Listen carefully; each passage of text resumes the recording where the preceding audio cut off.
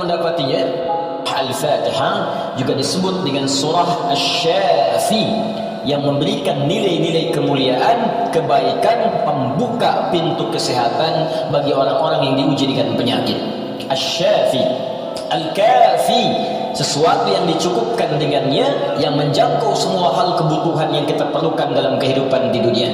Jadi kalau kita amalkan isinya, semua hal yang baik-baik dalam kehidupan kita di dunia sampai ke akhirat akan dibukakan oleh Allah Subhanahu wa taala.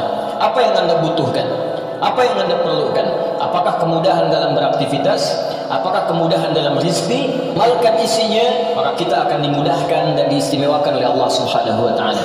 Demikian dengan nama-nama yang lainnya sampai diberikan nama 14 kurang lebih untuk menunjukkan luasnya jangkauan kemuliaan dan sifat-sifat kebaikan yang dimiliki oleh surah ini. Lalu pertanyaannya, bagaimana kemudian mendapatkan hal yang dimaksudkan tadi? Kalau sakit, cepat sembuhnya. Orang dulu dibacakan sekali Al-Fatihah, dengan izin Allah langsung sembuh. Kalau kita ada kesulitan rezeki, cepat didatangkannya. Orang dulu kemudian mengamalkan surah Al-Fatihah, maka bahkan ada orang yang belum minta, sudah langsung disediakan oleh Allah Subhanahu wa taala. Demikian dengan aspek-aspek yang lainnya.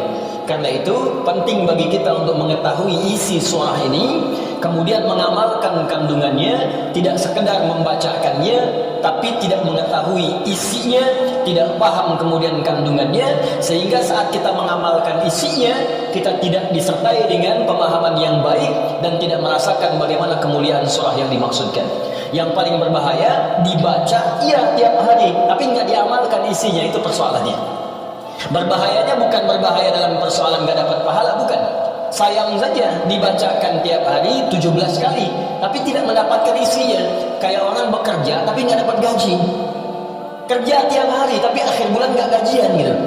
Ya, Allah perintahkan kita untuk membacakannya 17 kali dalam sehari dan menjanjikan pada kita semua jenis kemudahan dan kebaikan dalam hidup.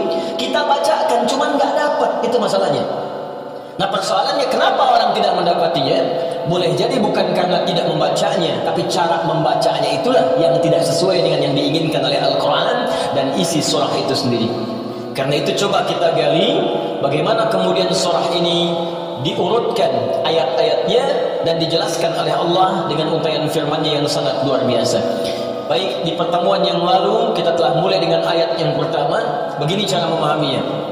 Al-Fatihah. Kalau kita ingin memulai bacaan Al-Quran, maka mulai dengan surah ini. Itu yang khusus.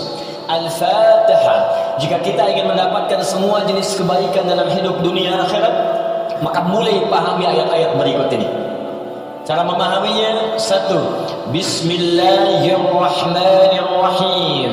Baik, Bismillahirrahmanirrahim. Amalkan bagian ayat yang pertama yang memiliki 5 makna dalam kalimat atau ayat yang telah disebutkan tadi. Huruf ba, kedua ismun, ketiga Allah, keempat ar-Rahman, kelima ar-Rahim. Ba yang memiliki 14 makna. Di antaranya di ayat ini ada makna yang terkait dengan ghayah, tujuan. Ada ilsaq, sesuatu yang lekat sekali, dekat, tak terpisahkan. Kemudian musahabah yang mengawasi kemanapun kita beraktivitas. Kemudian ada istighraq, sesuatu yang luas, menyeluruh, ya, tanpa kecuali.